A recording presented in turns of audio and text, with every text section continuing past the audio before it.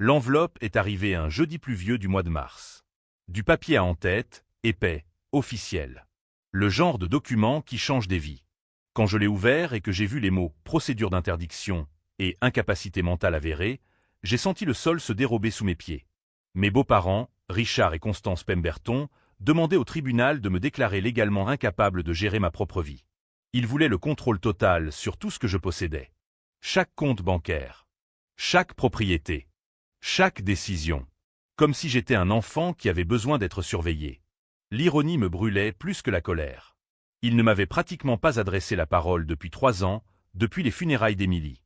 Et maintenant, ils se présentaient avec des avocats coûteux et des requêtes judiciaires invoquant une profonde inquiétude pour mon bien-être. Je m'appelle Josh Mercé et j'ai 35 ans. Jusqu'à l'arrivée de cette enveloppe, je pensais avoir construit une vie solide et respectable. Je travaille comme conservateur adjoint au musée d'histoire naturelle de la ville, un poste modeste qui me permet de payer mes factures et de nourrir mon âme. Je passe mes journées parmi des fossiles anciens, des artefacts oubliés et les histoires silencieuses d'un monde qui n'existe plus. C'est un travail tranquille. Le genre de travail que les personnes ambitieuses trouveraient ennuyeux. Pour moi, c'était parfait. Je vis dans un appartement de 2 chambres dans un quartier calme, je conduis une berline de 7 ans qui fonctionne parfaitement, et le week-end, je restaure des meubles anciens dans le petit garage que je loue près de la rivière. Ma vie était organisée, prévisible et exactement comme je le souhaitais. Du moins, jusqu'à ce que ce maudit enveloppe transforme tout cela en un cauchemar juridique. Je dois revenir un peu en arrière pour expliquer comment j'en suis arrivé là. J'ai rencontré Émilie il y a 8 ans, lors d'une exposition d'art local. Elle se tenait devant un tableau impressionniste, la tête légèrement inclinée, complètement absorbée. J'étais là par obligation professionnelle, elle par pur amour de l'art. Lorsque nos regards se sont croisés, quelque chose s'est simplement produit. Elle était tout ce que je ne savais pas que je recherchais, gentille, curieuse, passionnée par les objets anciens et les histoires oubliées. Nous nous sommes mariés 1 an plus tard, lors d'une petite cérémonie intime. Les Pemberton ont détesté chaque seconde de cet événement. Richard Pemberton était associé principal dans un prestigieux cabinet d'avocats d'affaires. Constance présidait des comités caritatifs et collectionnait les contacts sociaux comme d'autres collectionnent les timbres. Ils vivaient dans un manoir à Riverside Estate, fréquentaient le club de golf le plus exclusif de la ville et jugeaient la valeur des gens à la taille de leur compte en banque et à l'importance de leur nom de famille. Je n'avais ni l'un ni l'autre. J'étais simplement conservateur de musée, titulaire d'une maîtrise en histoire et passionné par les objets anciens. À leurs yeux, j'étais une erreur. Un échelon en dessous. Une honte qui ternissait l'éclat du nom Pemberton. La première fois que j'ai dîné chez eux, Richard a à peine dissimulé son mépris. « Alors, Josh, Émilie m'a dit que tu travaillais dans un musée. C'est intéressant. J'imagine que le salaire est convenable pour, disons, quelqu'un qui n'a pas de grandes ambitions. » Constance a souri avec une froideur acérée. « Je suis sûr que Josh a ses propres talents, mon cher.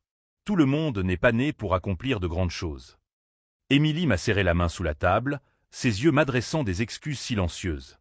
Mais cela m'était égal. J'avais Émilie, et cela me suffisait. Nous avions construit une vie ensemble, simple et honnête. Elle travaillait comme graphiste indépendante, moi au musée. Nous avions acheté notre appartement avec nos propres économies, sans toucher un centime de la fortune des Pemberton. Les week-ends étaient consacrés au marché d'antiquités, aux randonnées, aux dîners à la maison. Nous n'avions pas besoin de manoir ou de club exclusif. Nous avions l'un l'autre. Puis, il y a 3 ans, Émilie a eu un mal de tête qui ne passait pas. 2 jours plus tard, elle était alitée à l'hôpital avec un diagnostic d'anévrisme cérébral. 1 semaine plus tard, elle nous quittait. 31 ans, toute une vie devant elle, effacée en un instant cruel et aléatoire. Le monde a perdu ses couleurs. La nourriture a perdu son goût. Me lever le matin semblait une tâche impossible. Les Pemberton se sont présentés à l'enterrement avec des visages convenablement sombres et ne m'ont pas adressé la parole, sauf lorsque cela était strictement nécessaire. Dans les semaines qui ont suivi, Constance m'a appelé 2 fois pour m'offrir son aide pour organiser les affaires d'Émilie. J'ai poliment refusé. Richard m'a envoyé un email me suggérant d'envisager de vendre l'appartement et de recommencer ailleurs, où les souvenirs ne seraient pas aussi douloureux. Je l'ai ignoré. La vérité, c'est qu'ils ne se sont jamais souciés de moi quand Émilie était en vie. Et après sa mort, ils ont tout simplement disparu. Aucun appel à la date anniversaire de sa mort. Aucun contact pendant les vacances. Rien. Pendant 3 ans, j'ai vécu ma vie, j'ai pensé mes blessures tout seul et j'ai continué à avancer de la seule manière que je connaissais, en me plongeant dans le travail et dans les choses que j'aimais. Et maintenant, sorti de nulle part, il débarquait avec cette procédure judiciaire absurde. J'ai relu le document, les mains tremblantes de rage contenue. Les allégations étaient offensantes. Comportement reclus et antisocial. Choix financier discutable et refus de l'aide familiale. Signe de dépression chronique et incapacité à prendre des décisions rationnelles concernant son avenir. Il me dépeignait comme un homme au bord de la rupture, un veuf brisé gaspillant le modeste héritage qu'Émilie avait laissé, incapable de prendre soin de lui-même. C'était faux. Chaque mot était une déformation calculée de la réalité. Je n'étais pas reclus, j'étais sélectif. Je ne refusais pas les conseils, je refusais le contrôle. Quant à l'héritage d'Émilie, il m'appartenait, ce n'était pas à eux de le gérer. Mais en lisant entre les lignes, j'ai compris leur jeu. Ils voulaient avoir accès. Contrôler. Peut-être avaient-ils des problèmes financiers et voyaient-ils mon appartement payé et mon petit compte d'épargne comme une planche de salut. Ou peut-être était-ce de la pure mépris, une dernière tentative pour prouver que je n'avais jamais été assez bien pour leur fille. Je me suis assis dans mon petit salon, l'enveloppe toujours à la main, regardant autour de moi. Les étagères que j'avais construites moi-même, remplies de livres d'histoire et de biographie. La table basse que j'avais restaurée, trouvée dans une brocante et ramenée à la vie. Les photos d'Émilie et moi, souriant sur les plages et les sentiers. C'était ma vie. Ma maison. Mon sanctuaire. Et il voulait tout m'arracher avec un bout de papier et quelques mensonges bien construits.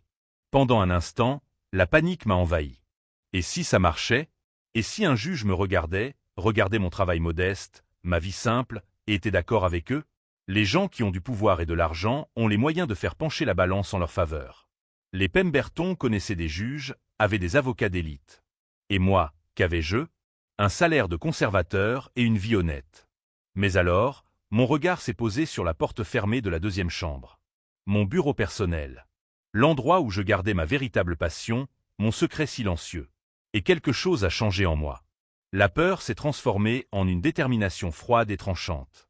Ils pensaient me connaître. Ils pensaient que je n'étais qu'un gendre inadapté, un veuf pathétique, un homme trop simple pour leurs ambitions démesurées. Ils n'avaient aucune idée. Si vous aimez cette histoire pleine de rebondissements et que vous voulez découvrir comment tout cela se termine, n'oubliez pas de vous abonner à la chaîne. Car ce que les Pemberton étaient sur le point de découvrir au tribunal allait tout changer. Et lorsque le juge demanderait la liste officielle de mes biens, leurs expressions de confiance arrogantes se transformeraient en quelque chose que je garderais à jamais en mémoire. J'ai pris mon téléphone. Il était temps de trouver un avocat. Mais pas n'importe quel avocat. J'avais besoin de quelqu'un qui comprenne qu'il ne s'agissait pas seulement d'une bataille juridique. C'était une guerre. Et j'avais des munitions dont ils ne soupçonnaient même pas l'existence. J'ai trouvé un avocat nommé Thomas Brennan grâce à une recommandation du service juridique du musée. Il n'avait pas de bureau sophistiqué ni de nom célèbre, mais il avait quelque chose de mieux.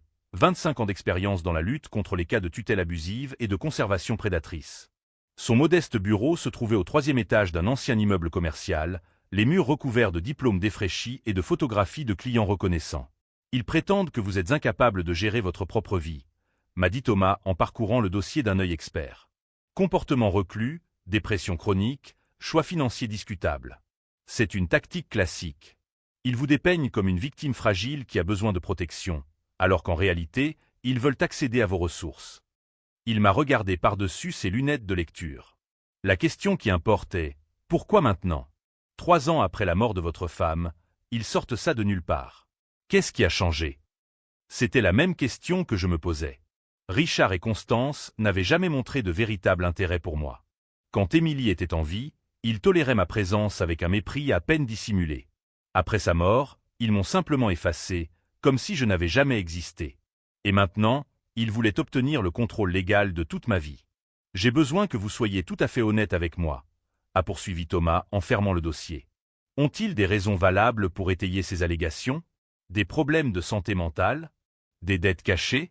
Un comportement erratique? Rien, ai-je répondu fermement. Je travaille dans le même musée depuis 10 ans. Mon appartement est payé. Je n'ai pas de dette. Je vois régulièrement un thérapeute depuis la mort d'Émilie, mais il confirmera que je gère mon deuil de manière saine. Ma vie est stable et organisée. Thomas acquiesça d'un air pensif. Alors nous devons découvrir leur véritable motivation. Je vais engager un enquêteur pour examiner les finances des Pemberton. S'ils ont des problèmes financiers, cela change tout. Cela transforme une affaire de préoccupation familiale en tentative d'exploitation. Il griffonna quelques notes. En attendant, vous devez tout documenter. Chaque interaction avec eux, chaque email, chaque message. Et Josh, il me regarda droit dans les yeux, préparez-vous à ce qu'ils salissent votre réputation. Ils inventeront des histoires, déformeront les faits, recruteront des témoins qui mentiront sous serment. Les Pemberton ont de l'argent et des relations. Ils vont utiliser les deux. Je suis sorti du bureau de Thomas avec un mélange de détermination et de nausée. L'idée de voir toute ma vie disséquée devant un tribunal, de voir des étrangers juger ma santé mentale et ma compétence, était violente d'une manière que j'avais du mal à comprendre. Mais je n'avais pas le choix. Soit je me battais, soit je les laissais tout prendre. Au cours des jours suivants, j'ai commencé à reconstituer l'histoire complète des Pemberton dans ma vie. C'était une fouille archéologique de souvenirs douloureux que j'avais essayé d'enfouir. Richard Pemberton était le fils d'un juge à la retraite et le petit-fils d'un sénateur d'État. Son nom de famille avait du poids dans les milieux juridiques et politiques. Il avait bâti sa carrière en défendant des entreprises dans des procès liés au droit du travail, le genre d'avocat qui trouvait des failles juridiques pour protéger les entreprises qui lésaient leurs employés. Il avait la réputation d'être d'une compétence implacable et d'avoir une éthique flexible. Lors des réceptions, il adorait raconter comment il avait détruit des témoins à la barre ou écrasé les affaires de la partie adverse. Émilie avait l'habitude de se recroqueviller lorsqu'il parlait ainsi, gênée par la cruauté désinvolte de son propre père. Constance était différente, mais tout aussi destructrice.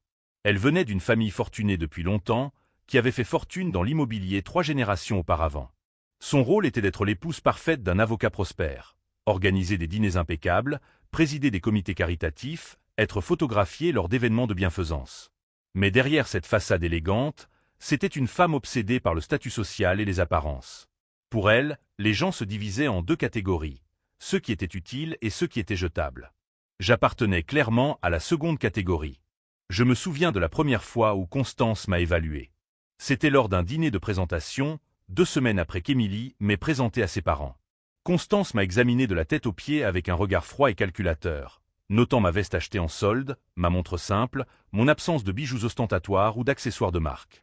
Josh travaille au musée d'histoire naturelle, a déclaré Émilie, la voix chargée d'une fierté sincère. Il est spécialiste des artefacts indigènes de la région. Il aide à cataloguer une incroyable collection de céramique précoloniale. C'est charmant, répondit Constance, son-ton laissant clairement entendre qu'elle trouvait tout sauf charmant. Et ça paie bien? Assez pour, disons, subvenir confortablement aux besoins d'une famille? Émilie rougit. Maman, nous venons à peine de commencer à sortir ensemble. C'est juste par curiosité pratique, ma chérie. Après tout, tu as été élevée avec certaines normes. Elle me sourit, mais c'était le sourire d'un prédateur évaluant sa proie. Je suis sûr que Josh a beaucoup de qualités admirables. La passion pour l'histoire morte en fait certainement partie. Richard fut plus direct. Après le dîner, il m'emmena dans son bureau sous prétexte de me montrer sa collection de cigares cubains. Dès qu'il eut fermé la porte, le masque de l'hospitalité tomba. Je vais être franc avec vous, Josh. Ma fille peut trouver beaucoup mieux. Émilie est belle, intelligente, issue d'une bonne famille. Vous êtes conservateur de musée et vous gagnez quoi? 50, 60 000 $ par an? Vous vivez où? Dans un appartement loué dans un quartier moyen? Il alluma un cigare, la fumée bleue s'élevant entre nous. Je ne dis pas que vous êtes une mauvaise personne. Juste inadaptée. Voici donc mon offre. Je paie vos dettes d'études, je vous donne 50 000 $ et un contact dans un cabinet d'avocats d'affaires à Seattle. Un bon emploi, loin d'ici, un nouveau départ. Tout ce que vous avez à faire, c'est de rompre avec Émilie et de disparaître de sa vie. Je suis resté immobile, digérant le fait qu'il essayait littéralement de m'acheter pour que je sorte de la vie de sa fille. Je n'ai pas de dette d'études, répondis-je calmement. J'ai travaillé pendant toute ma scolarité et mes études supérieures pour payer mes études. Et je ne suis pas intéressé par le droit des affaires ni par déménager à Seattle. Mais surtout, je ne suis pas intéressé par rompre avec Émilie. Je l'aime. Richard eut un petit rire rauque. L'amour. Tu as 27 ans et tu penses que l'amour paie les factures ou construit un avenir. Il a pointé son cigare dans ma direction. Tu vas la décevoir. Ce ne sera pas aujourd'hui ou demain, mais ça arrivera. Quand elle voudra une maison dans un quartier décent et que tu ne pourras pas te le permettre. Quand ses amis voyageront en Europe et qu'elle économisera pour changer sa vieille voiture. Quand elle se rendra compte qu'elle a choisi la passion romantique plutôt qu'un partenariat pratique. Il souffla de la fumée. Et quand ce jour viendra, je serai là pour te dire, je te l'avais dit. Mais il avait tort. Émilie ne s'est jamais souciée des grandes maisons ou des voyages en Europe. Elle voulait créer de l'art, explorer les musées, trouver la beauté dans les choses simples. Nous avons construit une vie basée sur des valeurs communes, pas sur des comptes bancaires. Et cela les mettait en colère d'une manière que j'ai mis des années à comprendre. Ce n'était pas seulement que je n'étais pas assez bien pour Émilie. C'était qu'elle avait choisi le bonheur authentique plutôt que le genre de vie vide qu'il menait. Notre mariage était un miroir reflétant les fissures dans le leur. Après notre mariage, une petite cérémonie qu'ils ont boycottée avec des excuses bidons, nos relations se sont détériorées pour devenir d'une froideur polie. Les invitations pour les fêtes arrivaient avec des retards opportuns. Les appels téléphoniques étaient courts et superficiels. Lorsque nous avons acheté notre appartement, Constance est venue nous rendre visite une fois, a fait des commentaires passifs-agressifs sur la taille des pièces et n'est jamais revenue. Richard n'a jamais franchi notre porte. Et puis Émilie est morte. L'anévrisme a été soudain et dévastateur. L'instant d'avant, elle riait de quelque chose sur son ordinateur portable. L'instant d'après, elle tombait au sol en convulsions. L'ambulance est arrivée en 7 minutes. Elle est morte sur le chemin de l'hôpital. 31 ans, et simplement éteinte comme une bougie dans un vent violent. Les funérailles ont été un brouillard de douleurs sourdes et de visages en larmes. Richard et Constance se sont assis au premier rang, acceptant les condoléances comme s'ils étaient les seules victimes de la tragédie. Constance pleurait délicatement dans un mouchoir en soie. Richard était stoïque et sombre. Aucun des deux ne m'a adressé la parole, à part une brève poignée de main froide. Dans les semaines qui ont suivi, Constance m'a appelé pour m'offrir son « aide » afin de mettre de l'ordre dans les affaires d'Émilie. Elle voulait ses bijoux, ses robes, ses photos. Tu n'as pas besoin de porter ces souvenirs douloureux, Josh. Laisse-moi m'en occuper. J'ai refusé. Ces souvenirs étaient tout ce qui me restait. Richard m'a envoyé un email me suggérant de vendre l'appartement. Trop grand pour un homme seul. Trop rempli de fantômes. Je l'ai ignoré. Cet appartement était le foyer qu'Émilie et moi avions construit. Le quitter aurait été abandonner la dernière chose physique qui nous reliait. Après cela, silence total. 3 ans de rien. Jusqu'à ce que cette enveloppe arrive. L'enquêteur de Thomas a travaillé rapidement. Une semaine plus tard, j'étais de retour dans son bureau, écoutant des nouvelles qui ont transformé la confusion en une clarté cristalline. Les Pemberton sont en train de couler, a déclaré Thomas en étalant des documents sur la table. Le cabinet de Richard a fait face à 3 poursuites pour faute professionnelle au cours des 2 dernières années. L'une d'entre elles a été réglée pour un montant non divulgué, mais ma source dit qu'il était substantiel. Les 2 autres sont toujours en cours et vont être jugés. Pire encore, le cabinet fait l'objet d'une enquête pour obstruction à la justice dans une ancienne affaire. Richard risque d'être radié du barreau. Il passa au document suivant. Le manoir de Riverside Estate est hypothéqué jusqu'au plafond. Il a été refinancé 4 fois au cours des 5 dernières années. Il y a une deuxième hypothèque de 600 000 $ contractée il y a 8 mois. Et regardez ça, dit-il en pointant une ligne en surbrillance, avis de saisie hypothécaire déposé il y a 3 semaines. Ils sont à 90 jours de perdre leur maison. Mon esprit travaillait rapidement, reliant les points. Alors ils ont besoin d'argent. De l'argent rapidement. Exactement. Et voici la partie intéressante. Émilie avait un fonds fiduciaire laissé par sa grand-mère, n'est-ce pas? 25 000 $ qui vous ont été transférés à sa mort. J'ai acquiescé. Oui, mais j'ai déjà utilisé la majeure partie pour payer les funérailles et certaines de ses factures médicales. Il en reste peut-être 5 000. Ils ne le savent pas, dit Thomas, un lent sourire traversant son visage. Et je parierais qu'ils ne savent pas non plus combien vaut votre appartement aujourd'hui. Le marché immobilier a explosé ces 3 dernières années. Si vous avez acheté cet appartement 250 000 $, il en vaut facilement 450 000 aujourd'hui. Sans dette, sans hypothèque. C'est une mine d'or pour quelqu'un de désespéré. La vérité était écœurante dans sa simplicité. Ils ne voulaient pas me protéger. Ils voulaient liquider mes actifs pour sauver leur peau.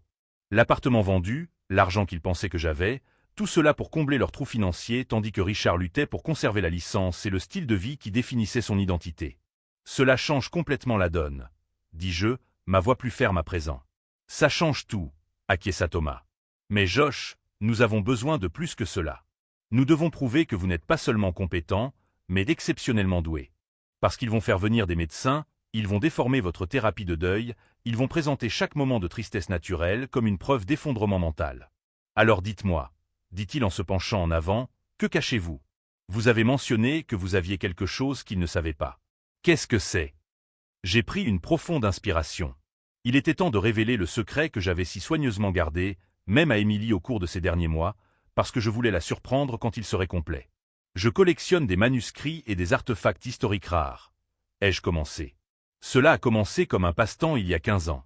Je me rendais à des ventes aux enchères immobilières, des ventes de bibliothèques, des marchés d'antiquités. J'ai appris à reconnaître la valeur là où d'autres ne voyaient que du vieux papier. Des lettres de soldats de la guerre civile. Des journaux intimes de pionniers. Des documents indigènes. Au fil des ans, j'ai constitué une collection importante. Thomas m'observait avec un intérêt croissant. À quel point est-elle importante? J'ai 143 pièces authentifiées et évaluées par des professionnels. La dernière évaluation remonte à 6 mois. J'ai fait une pause, laissant le chiffre suivant produire tout son effet. 2,8 millions de dollars. Le silence dans le bureau était total. Thomas était complètement immobile, digérant ce qu'il venait d'entendre. 2,8 millions, répéta-t-il lentement. En manuscrits et artefacts historiques. Stockés où? Certains dans un coffre-fort bancaire. Les pièces les plus précieuses dans un entrepôt climatisé et sécurisé. Documentation complète, provenance vérifiée, tout est légal et catalogué. Je l'ai regardé. Les Pemberton n'en ont aucune idée. Personne ne le sait, à part mon courtier d'assurance et l'expert professionnel. Un lent sourire s'est dessiné sur le visage de Thomas. Ce n'était pas un sourire heureux. C'était le sourire d'un avocat qui venait de recevoir l'arme parfaite. « Josh, dit-il doucement, ils sont venus au tribunal en prétendant que vous êtes incapable de gérer vos propres affaires.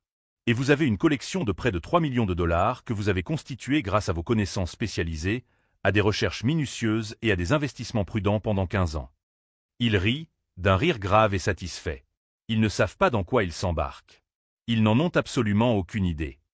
Et à ce moment-là, pour la première fois depuis l'arrivée de l'enveloppe, je ressentis autre chose que de la peur et de la colère. Je ressentis une vive anticipation. La première attaque est venue 2 semaines plus tard, alors que je m'y attendais le moins.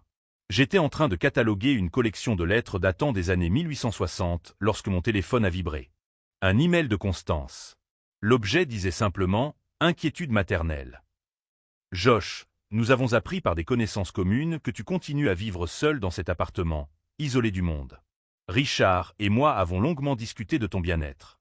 Nous avons remarqué que tu n'as pas assisté aux événements familiaux ces dernières années et que tu sembles t'être éloigné de tous les cercles sociaux.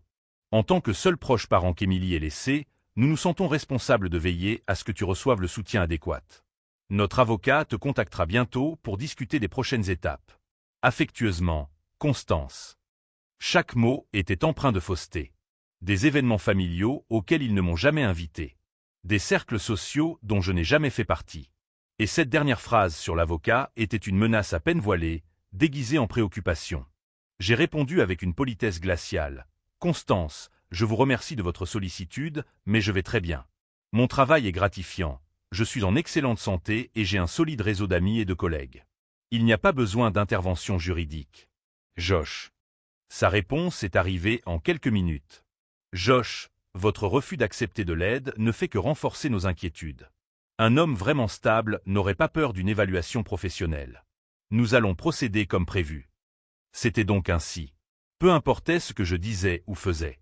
Ils avaient déjà décidé du scénario, et mon rôle dans celui-ci était celui d'un homme brisé qui avait besoin d'être sauvé de lui-même. Le docteur Hélène Ramos, ma thérapeute depuis 2 ans, a été indigné lorsque je lui ai parlé de la procédure. « Josh, je peux témoigner sans hésitation que vous avez géré votre perte de manière remarquablement saine. Le deuil n'est pas une maladie mentale. Vous avez traversé le processus naturel du deuil, vous avez maintenu des routines productives, vous avez cherché du soutien lorsque cela était nécessaire. Je fournirai tous les documents dont votre avocat aura besoin. » Mais les Pemberton ne s'intéressaient pas aux faits. Ils construisaient un récit. Et les récits n'ont pas besoin d'être vrais, seulement convaincants. La deuxième attaque était plus subtile et beaucoup plus venimeuse. J'ai reçu un appel de Janet, ma superviseure au musée. Sa voix était tendue, mal à l'aise. « Josh, quelque chose d'étrange s'est produit aujourd'hui. Un homme s'est présenté comme un détective privé travaillant pour le compte de votre famille. Il a posé des questions sur vos performances, votre stabilité émotionnelle, si vous sembliez confus ou désorganisé.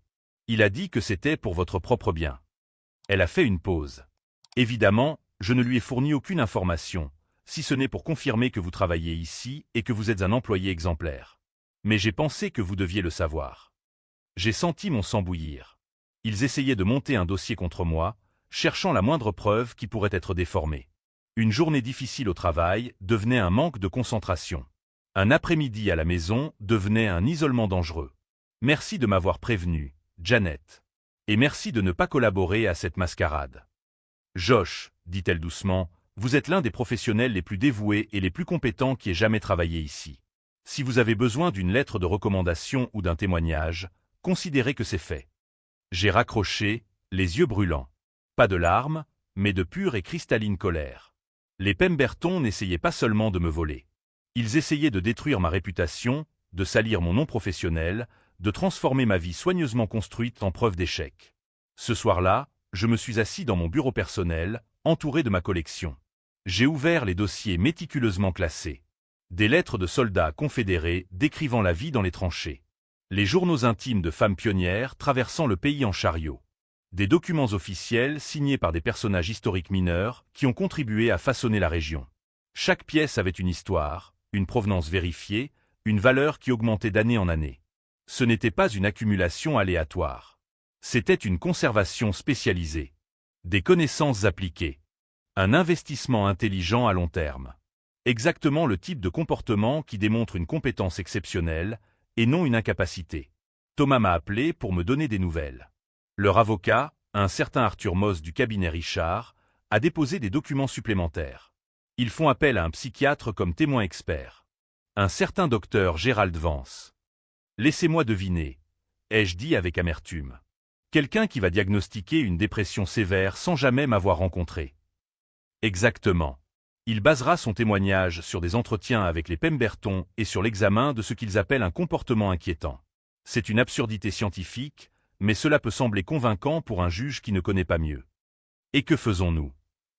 Nous dressons notre propre liste de témoins. Le docteur Ramos, votre superviseur, vos collègues, vos amis. Des personnes qui peuvent attester directement de votre compétence et de votre stabilité. Et Josh, il fit une pause significative, le moment est venu de commencer à préparer la divulgation de votre collection. J'aurai besoin de toute la documentation, évaluation, certificat d'authenticité, registre d'achat, tout. J'ai envoyé les fichiers le soir même. Des pages et des pages de documentation professionnelle. Chaque article suivi, chaque transaction enregistrée, chaque évaluation signée par des experts reconnus. C'était le témoignage de 15 années de passion disciplinée et de connaissances appliquées. Mais malgré toute cette préparation, le doute rongeait les bords de ma confiance. Et si le juge les croyait? Et si l'argent et les relations suffisaient à déformer la réalité? Je pouvais tout perdre. Mon appartement, ma collection, mon autonomie. Je pouvais devenir légalement un enfant aux yeux de la loi, avec Richard et Constance contrôlant chaque aspect de ma vie. La troisième attaque a été la plus cruelle. Elle est venue sous la forme d'un appel de Michael, le jeune frère d'Emily. Il n'avait jamais été proche de ses parents, s'étant éloigné d'eux il y a des années pour poursuivre une carrière de photographe itinérant. Nous nous parlions occasionnellement, lors des anniversaires et des fêtes. Josh, mec, je dois te dire quelque chose. Sa voix était lourde de culpabilité. Mes parents m'ont appelé. Ils m'ont dit qu'ils s'inquiétaient pour toi, que tu n'allais pas bien depuis la mort d'Emily. Ils m'ont demandé de témoigner de ton air perdu et déprimé lors des funérailles. Mon estomac s'est noué. Et tu vas le faire? Bien sûr que non, s'est-il exclamé. Tu étais en deuil à l'enterrement de ta femme. Tout le monde l'était. C'est normal, ce n'est pas le signe d'un effondrement mental. Mais Josh, ils essaient de recruter tous ceux qui te connaissent. Ils offrent de l'argent, profèrent des menaces voilées. C'est fou. Quand j'ai raccroché, quelque chose en moi s'est finalement durci complètement. Il ne s'agissait plus de me défendre. Il s'agissait de m'assurer qu'il paie pour chaque mensonge, chaque manipulation, chaque tentative de détruire la vie que j'avais reconstruite à partir des cendres de ma plus grande perte. J'ai appelé Thomas. Je veux riposter. Pas seulement nous défendre. Je veux les exposer complètement. Il y eut un moment de silence satisfait à l'autre bout du fil. J'attendais que tu dises ça. J'ai déjà quelques idées. Et en raccrochant, j'ai regardé à nouveau ma collection. Les Pemberton pensaient connaître ma valeur, pouvoir mesurer ma vie en termes de salaire et d'apparence. Mais la vraie valeur ne vient pas des manoirs ou des titres pompeux. Elle vient de la construction patiente et passionnée de quelque chose qui a du sens. Ils étaient sur le point d'apprendre cette leçon de la manière la plus publique et la plus humiliante qui soit. Le procès était prévu dans 3 semaines. Et lorsque le juge demanderait la liste officielle de mes biens, Richard et Constance Pemberton découvriraient que le gendre indésirable qu'ils méprisaient tant avait gardé son dernier atout. Un atout qui réduirait leur arrogance en cendres. Tom a mis au point une stratégie qui frisait le théâtral. Laissons-les construire leur château de mensonges. Plus il sera haut, plus la chute sera spectaculaire. Il étala des documents sur la table. Mais nous avons besoin de plus que votre collection. Nous devons démolir chaque allégation avec une précision chirurgicale. Nous avons passé les 2 semaines suivantes à constituer un dossier.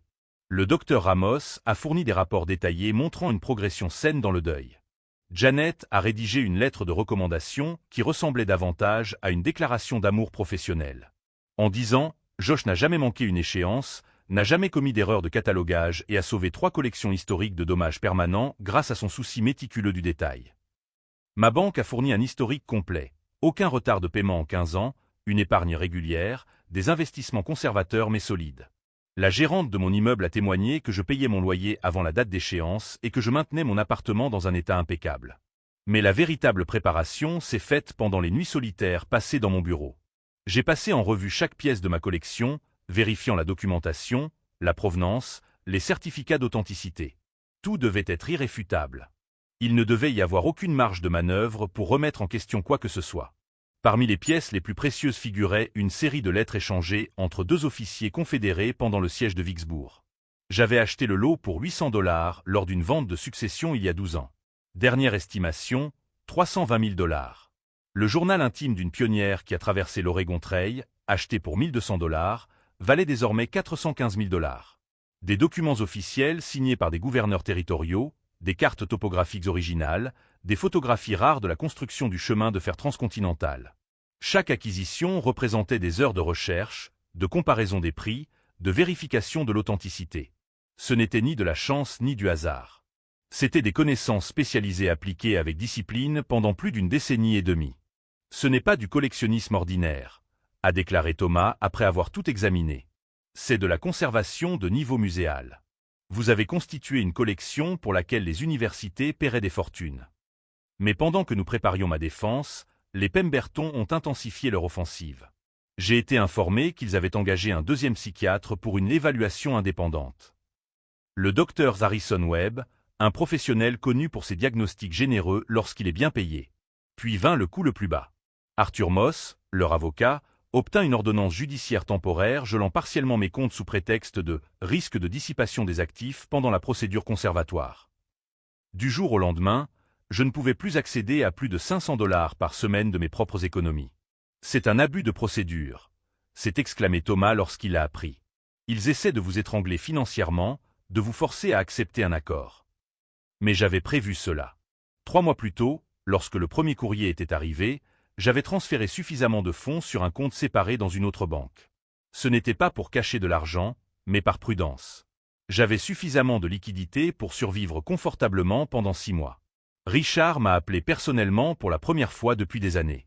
Sa voix avait ce ton de fausse inquiétude que je connaissais bien. « Josh, cela devient désagréable et coûteux pour tout le monde.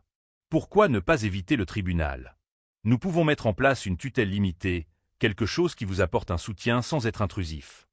Un soutien dont je n'ai pas besoin et que je n'ai pas demandé, ai-je répondu froidement. Vous êtes têtu et irrationnel. C'est exactement ce que nous essayons d'éviter. Son masque s'est légèrement effrité, laissant apparaître son irritation. Émilie aimerait que tu acceptes notre aide. Mentionner Émilie était une erreur de sa part. Émilie me connaissait mieux que vous n'avez jamais pris la peine de le faire.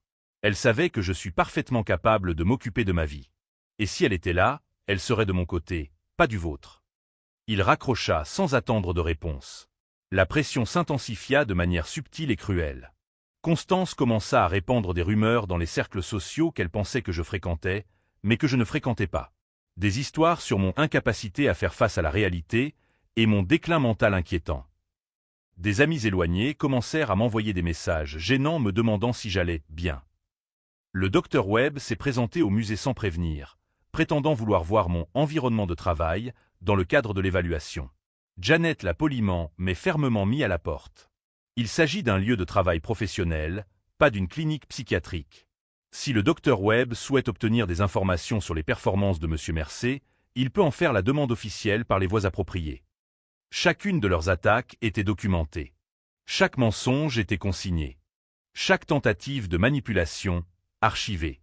Thomas construisait un contre-dossier qui démontrait non seulement ma compétence, mais aussi leur malveillance flagrante. Lorsque nous arriverons au tribunal, dit-il lors d'une de nos dernières réunions, je veux que vous soyez préparés à une chose. Ils vont essayer de détruire votre image. Ils vont déformer chaque moment de tristesse naturelle en pathologie. Ils vont transformer votre deuil en maladie. Je sais. Et lorsque nous présenterons votre collection, leur réaction sera intense. Richard pourrait exploser. Constance pourrait faire une crise de nerfs. Leur objectif sera de faire croire que vous avez malicieusement caché des actifs, comme si cela prouvait votre instabilité. Qu'ils essaient. Ma voix était plus ferme que je ne me sentais. La vérité, c'est que j'ai construit quelque chose de précieux grâce à ma passion et à mes connaissances. Il n'y a rien d'instable là-dedans. La veille du procès, je suis resté éveillé tard. Non pas par nervosité, mais par un étrange sentiment d'aboutissement. Pendant 3 ans, j'ai vécu dans l'ombre de la perte d'Émilie. Les Pemberton me voyaient comme une extension pathétique de cette tragédie, un homme trop brisé pour se reconstruire. Mais en regardant autour de moi dans mon appartement, en voyant les étagères que j'avais construites, les meubles que j'avais restaurés, en sachant que dans le coffre-fort et la banque se trouvaient les preuves de 15 années de discipline et d'expertise, j'ai compris quelque chose de fondamental. Je n'avais jamais été brisé. J'avais seulement été temporairement courbé sous un poids insupportable. Et maintenant, je me tenais à nouveau debout, plus fort pour avoir porté ce poids et survécu. Si vous suivez ce parcours vers la réussite et que vous voulez voir comment cette bataille se termine, n'oubliez pas de vous abonner à la chaîne. Car ce qui allait se passer dans cette salle d'audience dans les heures à venir n'était pas seulement ma victoire ou ma défaite. C'était le moment où Richard et Constance Pemberton allaient découvrir le prix réel de sous-estimer quelqu'un sur la base de simples apparences superficielles. J'ai enfilé mon plus beau costume, celui qu'Émilie m'avait aidé à choisir des années auparavant pour une cérémonie au musée. Je me suis regardé dans le miroir et j'ai vu non pas un homme fragile ayant besoin d'être pris en charge, mais un expert respecté, un veuf qui avait honoré sa perte en continuant à vivre avec détermination. Demain, murmurai-je à mon reflet, ils comprendront qui je suis vraiment. Et lorsque le marteau du juge frapperait, lorsque la liste officielle de mes biens serait lue à haute voix dans cette salle d'audience, les expressions de choc et d'horreur sur les visages des Pemberton seraient une image que je garderai à jamais. Non par vengeance mesquine, mais comme preuve que la vraie valeur ne vient pas des manoirs ou des noms de famille. Elle vient de ce que vous construisez de vos propres mains et de votre propre esprit, pierre par pierre, au fil d'années de dévouement silencieux. La guerre commencerait à l'aube. Et j'étais prêt. La salle d'audience était plus petite que je ne l'avais imaginé. Des murs en bois sombre, un silence pesant, la climatisation ronronnant doucement. Richard et Constance étaient déjà assis à la table des requérants, impeccables dans leurs costumes coûteux. Constance portait des perles, Richard sa montre Rolex. Ils étaient exactement ce qu'ils semblaient être, la richesse et l'influence incarnée. Thomas et moi nous sommes assis de l'autre côté. Je portais mon plus beau costume, mais comparé au leur, il semblait modeste. Exactement l'image qu'il voulait projeter au juge. Le juge Harold Morrison est entré, un homme d'une 60aine d'années aux yeux fatigués mais attentifs. Arthur Moss s'est immédiatement levé, la voix douce et professionnelle. Votre honneur, mes clients sont ici aujourd'hui motivés par une profonde préoccupation familiale.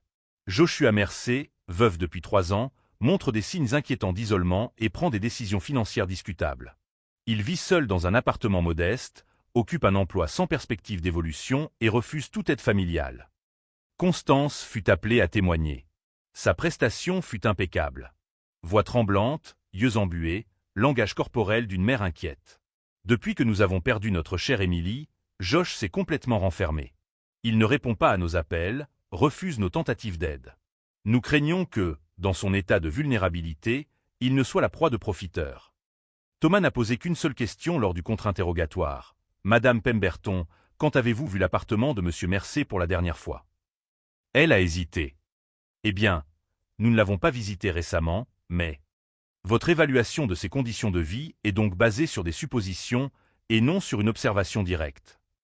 Nous connaissons notre gendre, répondit-elle avec un calme retrouvé. Richard témoigna ensuite, de manière plus technique, parlant des incapacités à maximiser son potentiel financier et de résistance à des conseils professionnels compétents. Il brossa le portrait d'un homme à la dérive, gaspillant le modeste héritage d'Émilie dans une vie sans but.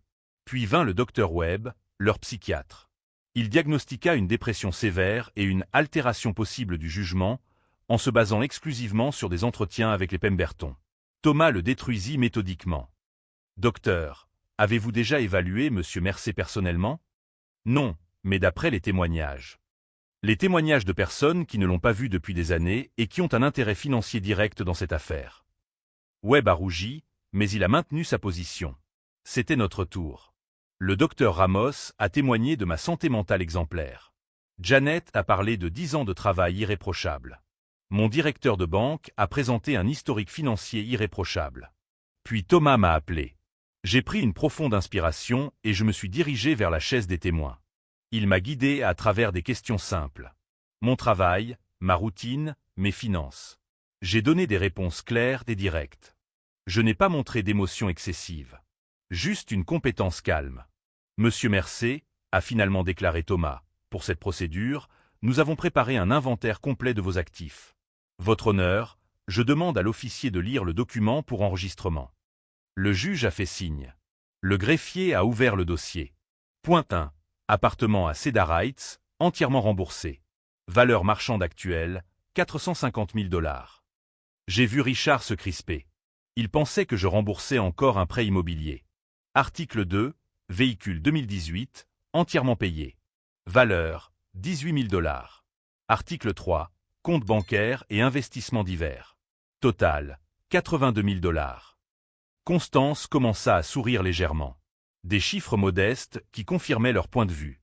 Article 4, poursuivit le greffier, collection de manuscrits historiques et d'artefacts certifiés. Son sourire vacilla. Sous-catégorie A, lettres et correspondances de la période de la guerre civile, évaluées par des professionnels à 320 000 $. Richard se pencha brusquement en avant.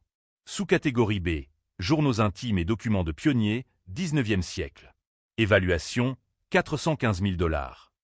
Constance pâlit.